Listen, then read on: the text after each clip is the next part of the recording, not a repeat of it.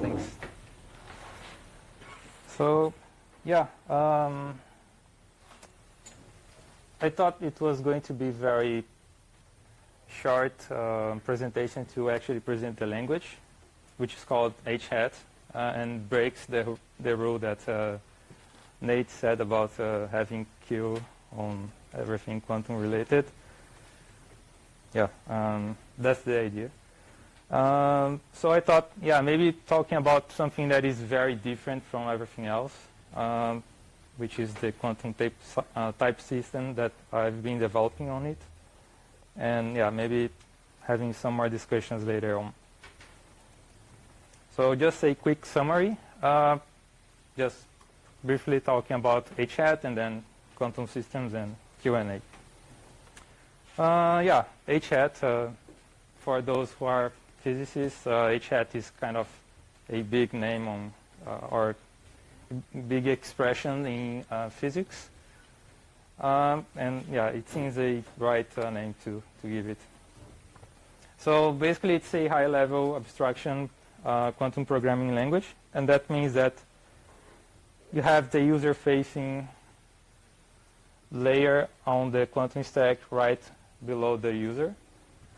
And the idea is basically to be data-oriented, and it means that you don't have to think about physics, which is strange at first, but the idea is to evolve to something else and actually think more in terms of what we already know about programming. And because in the end, the ones that are going to build software will be the software engineers. So it makes sense to actually make things more structured in the way that we are also to do. So yeah, first defining quantum data. So everything that has a at in front of it is quantum, as simple as that. So you kind of can differentiate between literals and quantum.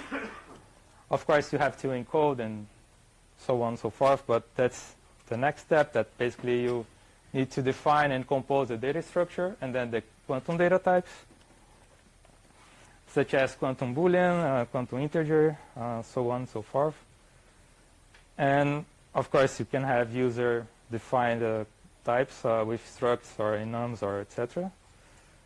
For instance, it can have, yeah, some like source and target, both Booleans, so they are basically part of a single data type. Or something more structured or more complex, you can do as you wish. And yeah, that's basically it. So the first step is similarly to what we have on classical computing. You basically need to define some limits from what you can actually have in terms of quantum resources. So instead of thinking of registers or bits, we need to think of in terms of qubits. In the language, I call it indexes, because I don't want to make people that are not used to quantum to start having to think about quantum. So I try to strip off all these physical concepts and try to make them more computer science related. So it's simple. If you have a quantum integer of size 2, so you have 2 qubits in the end to work with. If you have more, you have more. If you have less. So the idea is to compute this and try to reach the point where you cannot go further because your quantum computer does not have more memory or resources to do the computation. And then it can be calculated during the type checking, basically, if it's possible. But usually it is. And of course, you have to define quantum variables. And they are kind of different from the usual variables because they do not execute or do anything at first. They just append instructions. Because we need to remember that quantum computers, they are very slow in the sense of doing compilation and computation going back to the CPU. So we need to get as much resources or as much algorithm in one batch and execute it at once. So a variable is just accumulating all these instructions. For instance, you have like a variable Q of type quantum Boolean, and it will have like a function being applied to this literal false, quantum false. This is basically translated as having these instructions inside of its data. So in the end, it will be converted to something useful that we are going to talk about right now. Because once you have this quantum variable or quantum anything, it's quantum. So you cannot print it, you cannot do anything other than accumulating things inside this quantum variable. But what you can do is basically, I want to cast this quantum variable into something that is classical. In that sense, I'm just saying, yeah, I want to cast this operation into unsigned 32 integer.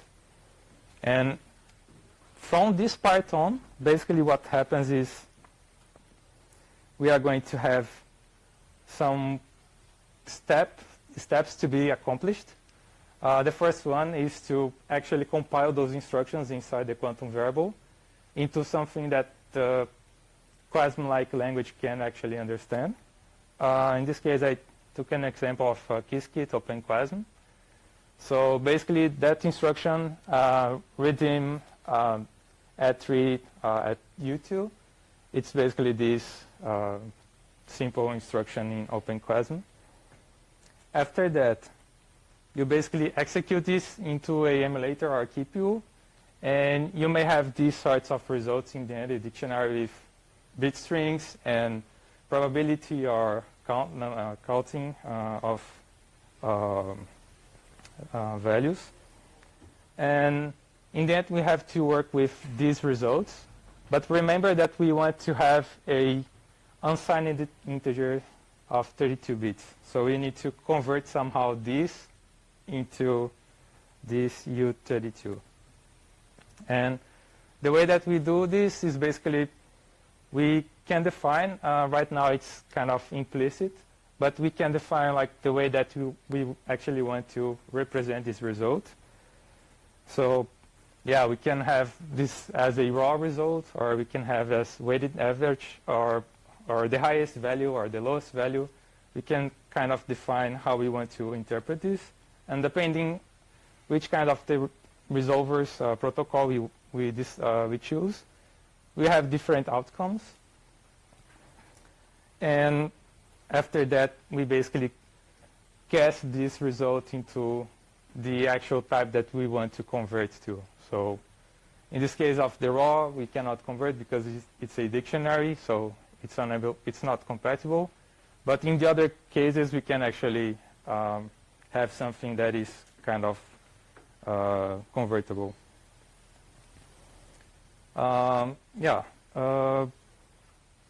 There are some other points that I would like to discuss, but maybe we can do on the Q&A session, which is the index manager. Basically, how you can actually manage the qubits throughout your program, for instance. How you actually have these quantum functions converted into quantum instructions. And, for instance, how you define the quantum instructions order. It's important when you consider that you may have, in case of the last talk, we may have distributed systems like quantum networks. So you may want to ask some other computer to execute some command at some specific time. So you actually need to have like this track of which instruction should be performed first or later. And yeah, there are many other points, but basically the idea is there. And yeah, reach me out if you want to know more about the project. I deliberately decided to choose a fast talk to open for questions because, yeah, maybe you have a lot of questions. If you want to know more about the project, it's I should push the last changes that will make actually this example feasible in a few days. I was finishing it, but a little buggy. But yeah, you can check that out there. Yeah, that's it.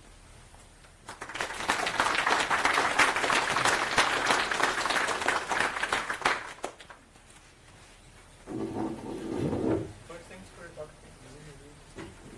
The question is, do you already have the compiler and assembler for your language? You don't have the language definition by now? If I have the compiler of the language or I don't have the definition,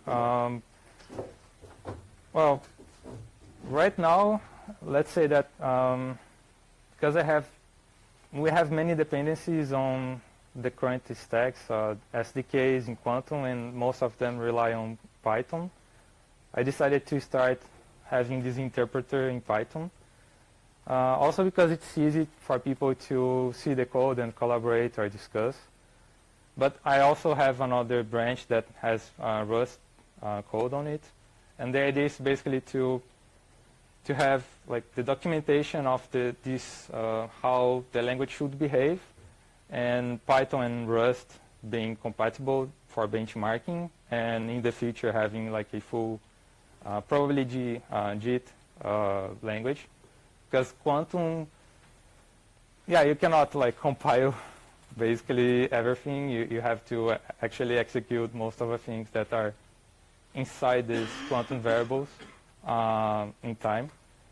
Yeah, because I'm asking because one of the biggest challenges now is be compliant to the timing of the instructions of each hardware stack, right? Yeah, exactly. That's why I'm asking because I'm interested about the.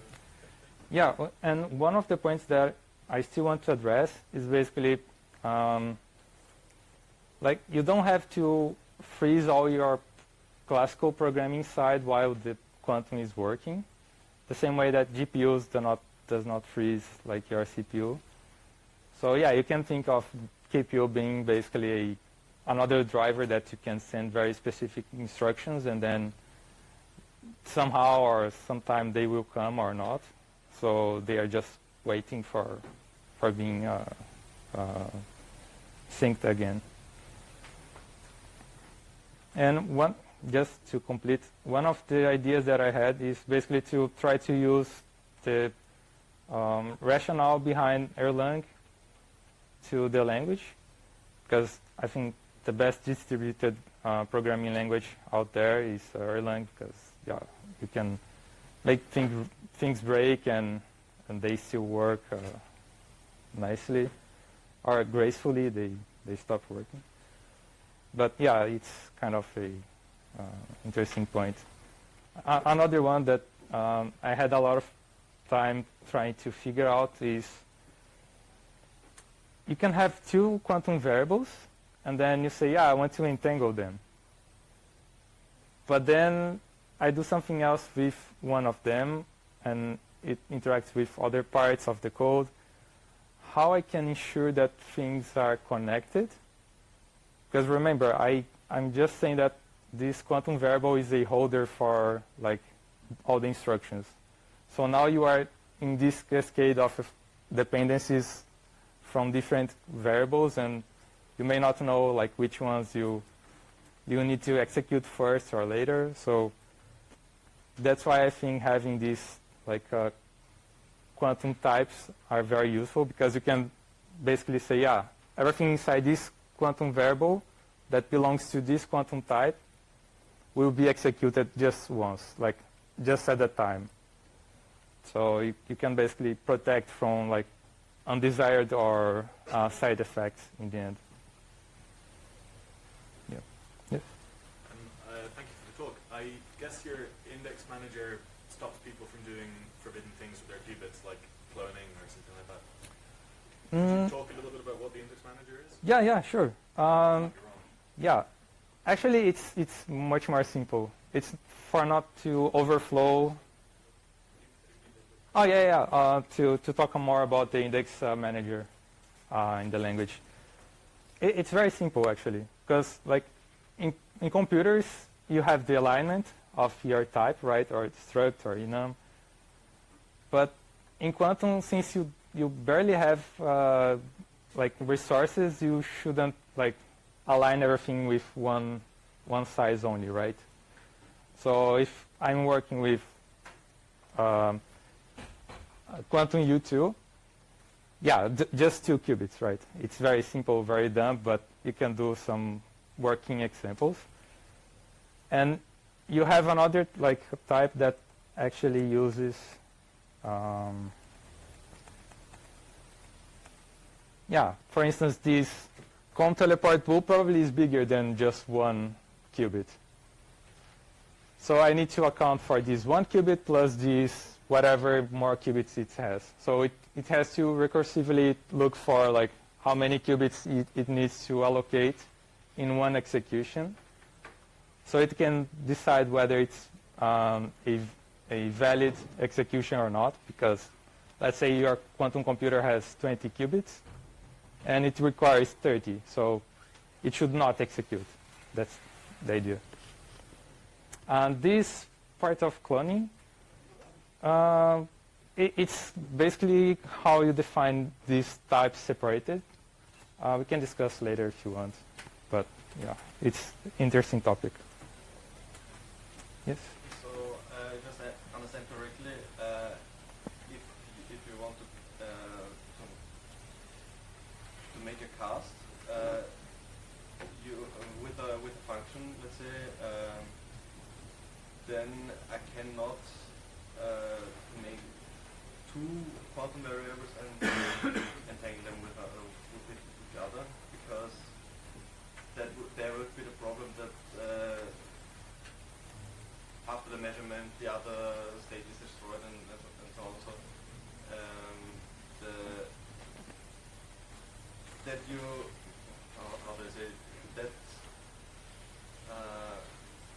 that you solve it that way, that you put a whole circuit in one type, right?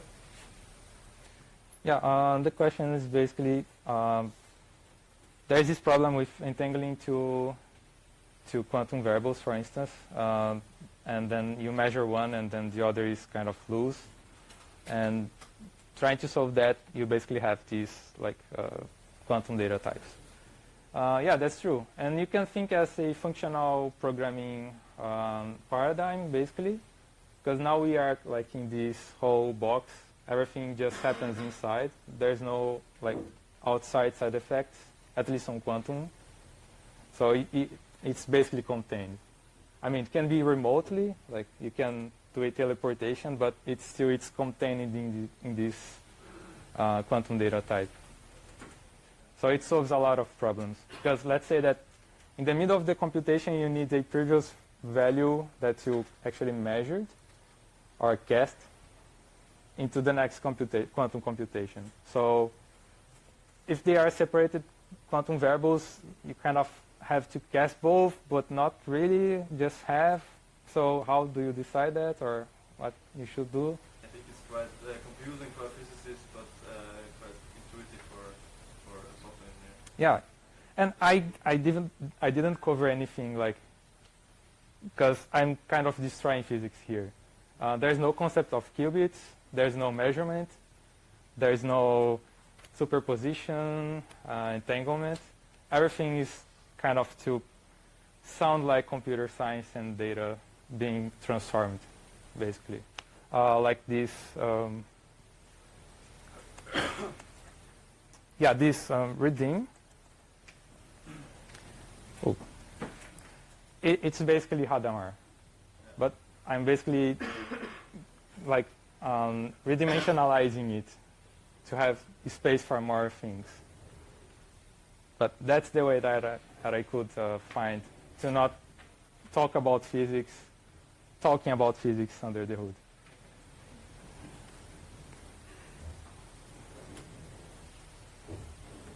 When casting, what is the use case for the raw keyword? Like when